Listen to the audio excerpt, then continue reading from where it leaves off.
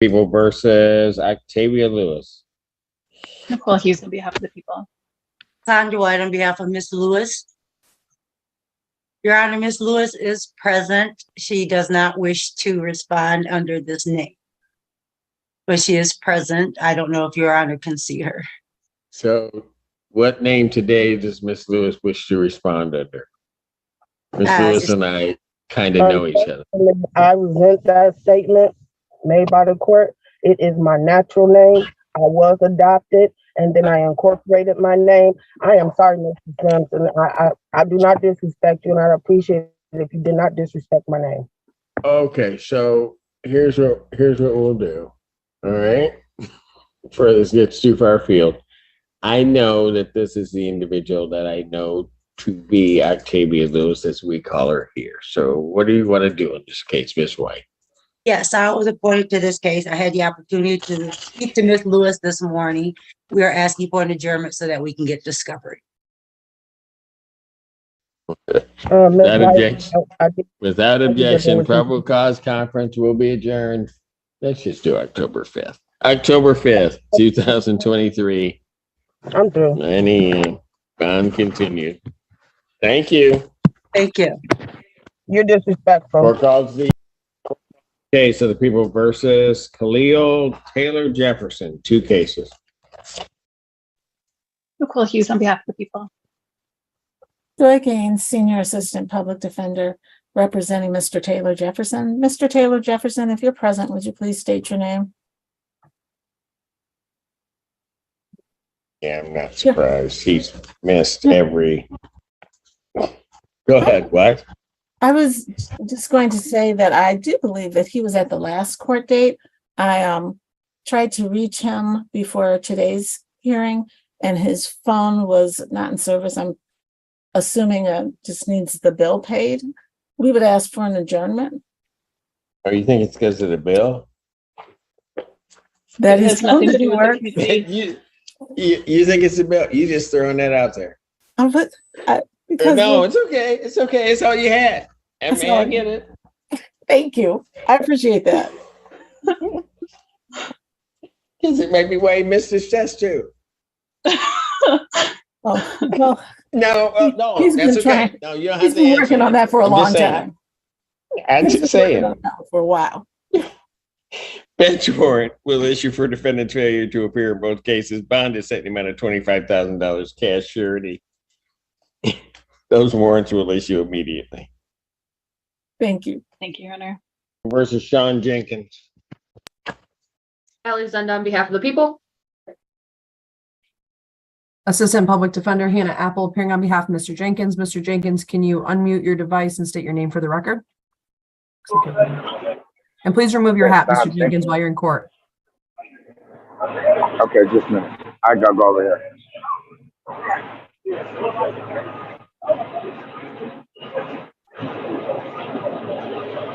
Your Honor, we are asking for an adjournment of today's probable cause conference in order to have some additional conversations with Mr. Jenkins, as well as the prosecution in this case. My understanding is that Mr. Jenkins does have a request that he would like to address with the court himself. Really? That's correct. Mr. Jenkins? Probable cause conference will be adjourned October 5th, 2023. 9 a.m. What do you want to address? Yes. How you doing this morning, Your Honor? I can't hear you. Okay. I said how you was doing. I want to address the public defender representing me. I feel like there's a conflict. Well, I know there's a conflict of interest in the public defender representing me because my wife, her cousin, works for the public defender law firm, and she just threatened me like 2 weeks ago. So I don't feel comfortable with the public defender representing me. I don't want to get into detail about everything that happened and her and what she did, but I don't think that when someone asks to speak directly to the judge, the courtroom immediately changes. Most hearings follow a predictable routine. But moments like this usually mean the defendant believes something serious is affecting the fairness of the case. Whether that concern is legally valid or not, it's the kind of moment that deserves careful attention because trust in your attorney is one of the foundations of any criminal defense. I don't think that it would be in my best interest to be with someone that she works. So who is it you say is who do you have the problem with at the public defender's office? I believe her name is Roberta Higgins. Okay. And what is she to you? She's my wife's cousin. Oh, she's your wife's cousin. Yes. Okay, and so what does that have to do with your case? Well, what would have to do with my case is because like 3 weeks ago, she called and threatened me, talking about sending some guys over.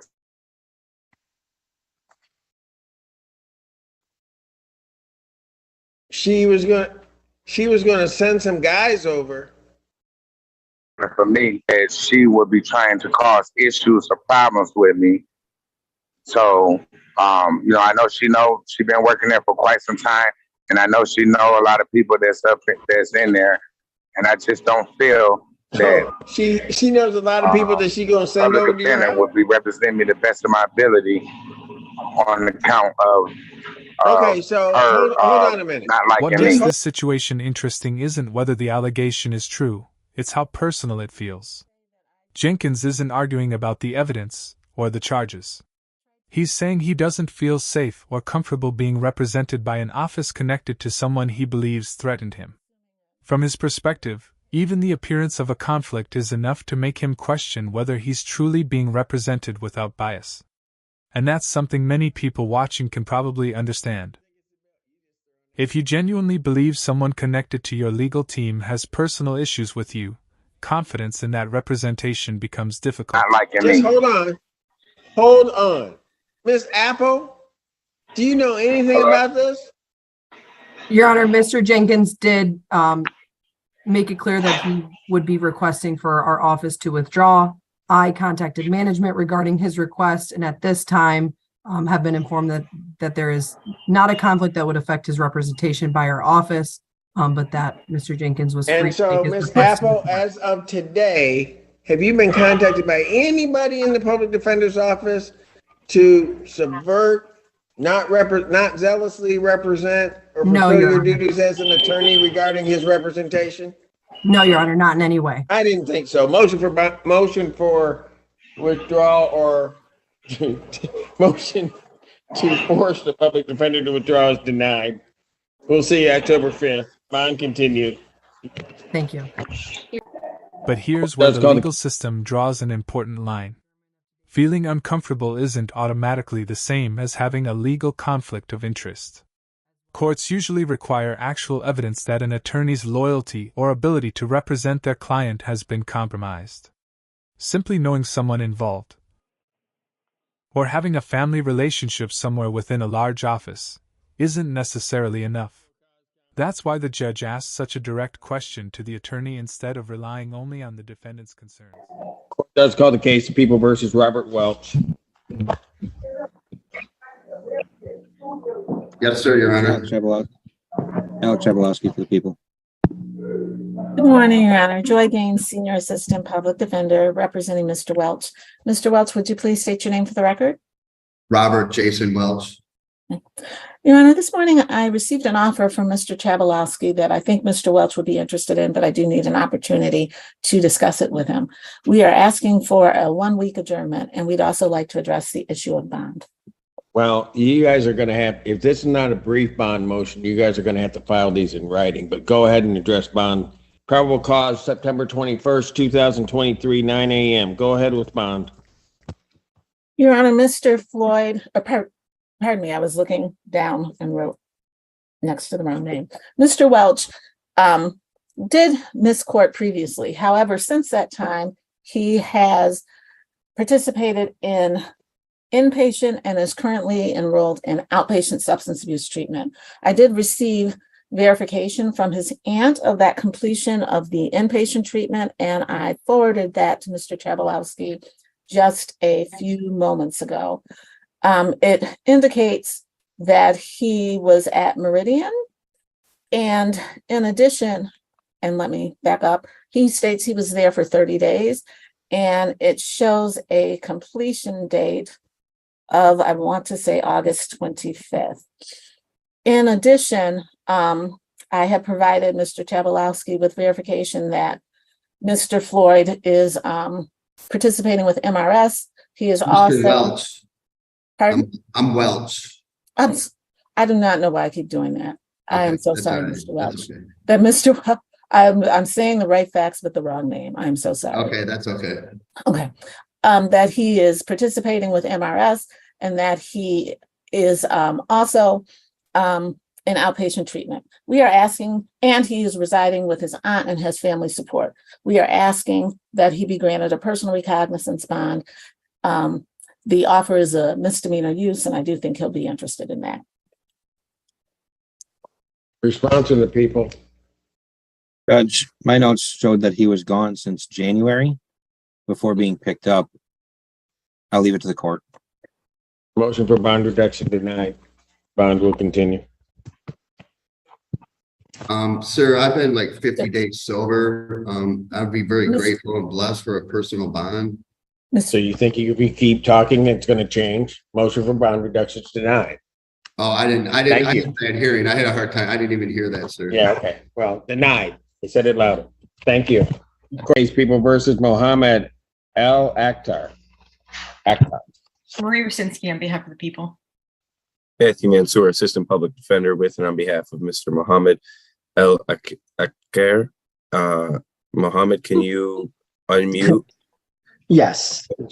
They're so State your cute when they're little. Yeah, Mohammed Al-Ashkar. Alachkar, sorry about that. Your Honor, we would like to set this matter for preliminary examination, and I'd like the court to be aware that Mohammed has been in and out of hospital, different hospitals. He's got surgery coming up within this week. The timeline for recovery is to be determined. He's also might have to have additional surgery. So I just want the court to be aware of that for the preliminary examination date. And I would also like to put. You want me to set it out further, waiving your timelines, or you want me to set it for a normal schedule? Pray for the best. Tell me what you want, and I'll tell you what I'm gonna do. I would do normal, but if I'm leaving that up to your discretion, Your Honor. I mean, if you know what, let's waive timelines and set it out, Your Honor. You sure? Yes, I'm sure. I'm sure. That was his first case. It's gonna get better. Oh, Your Honor, I've been in front of Judge Kunke too. Have you? Yes, I've interned in front of Judge Kunke, so you got some big shoes to fill. Did you do this before? Yes. No, I'm kidding. I'm messing with you. Preliminary examination will be set in person. Well, no, he wants it. He just waived the timeline finally. So we'll just set it October 10th, 2023, 9 a.m. before Judge Burke. Finally, we got Your a Honor, date. if I may, just for my client's clarification and on my end, can we put on the record the tether conditions for my client? Because I see a hot zone on my end, but he just wants to know. You see what? I see a hot zone on my end, but he just wants to know if he can go to work and go get his surgery and take care of his own matters. If we can state that on the record, please. And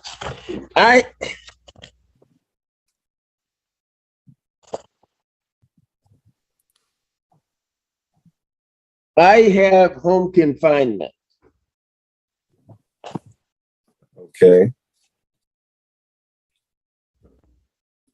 Is it possible that he can go take care of his matters outside of his home?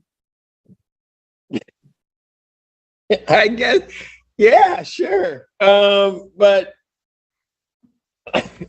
have you talked to the prosecutor about this? I have not, Your Honor. I just wanted to clarify Oh, it okay. first. So somehow I figured that.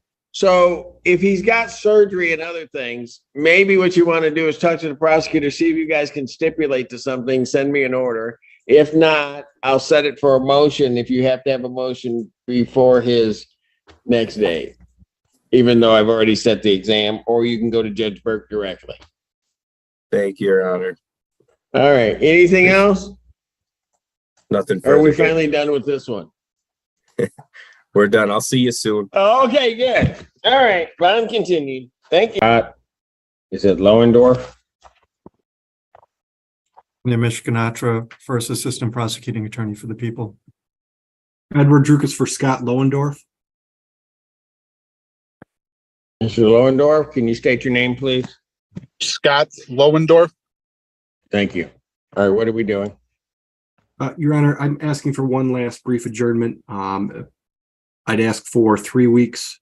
I am in receipt of a progress report from Community Corrections in order to facilitate plea negotiations. I want to see a little bit better of a progress than he's been providing the court. Without objection, probable cause October 5th, 2023, 9 a.m. or assumed by indicate bond continued. Your Honor, and I'd want Yes. the court to remind the defendant about the community corrections obligations. And among other things, it's my understanding that he left the state to go to Ohio, and maybe he's just dumb. He wasn't paying attention to the magistrate when the bond conditions were read, but he's getting pretty sloppy with this. And I want him to be aware of the consequences of him violating any of the conditions of the bond. What do you mean he went to Ohio? Your Honor, I can explain. In discussions with the prosecutor, there was a missed test. In explanation of that, he did go to a golf tournament. He was a caddy for a U.S. amateur who competed in a tournament, the USGA 4-ball tournament that was tucked into the corner of Ohio. And when I was just going over this with him, that came out from him, and I reiterated, did you understand that you can't leave the state? So I think it was something that he overlooked, and I think I've been very clear with him as far as what those conditions are. And I don't believe there will be another mistake by him. Sir, you understand that? Yes, Your Honor. I didn't at the time know that I wasn't allowed to leave the state, and I didn't want to bail on my buddy that day. I've caddied for him all over the world, and it's a huge tournament, and he qualified for nationals that day, but I totally realize now that I wasn't supposed to do that. Congratulations, but he may not be able to go with you any other place if I were to revoke your bond. Yes, I understand that.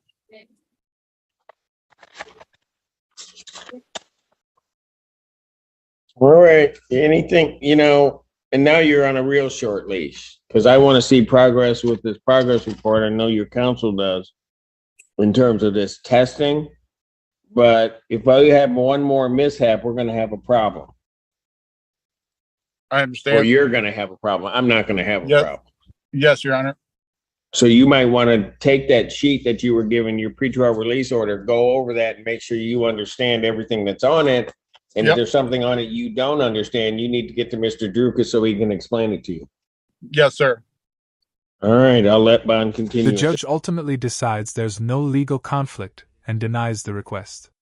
That doesn't automatically mean Jenkins' concerns were fake, and it doesn't necessarily mean the court was wrong either. It highlights how differently personal trust and legal standards can operate. A defendant may honestly believe something feels unfair, while the court still concludes that the legal requirements for removing counsel simply haven't been met. It's one of those courtroom moments that reminds you justice isn't based only on feelings. It also depends on evidence, procedure, and very specific legal rules. Whether viewers agree with the ruling or not, it's exactly the kind of decision that sparks debate about fairness inside the courtroom. Bond, continue at this point. Thank you. Your Honor, Okay, thank you, Your Honor. the next date again. October 5th.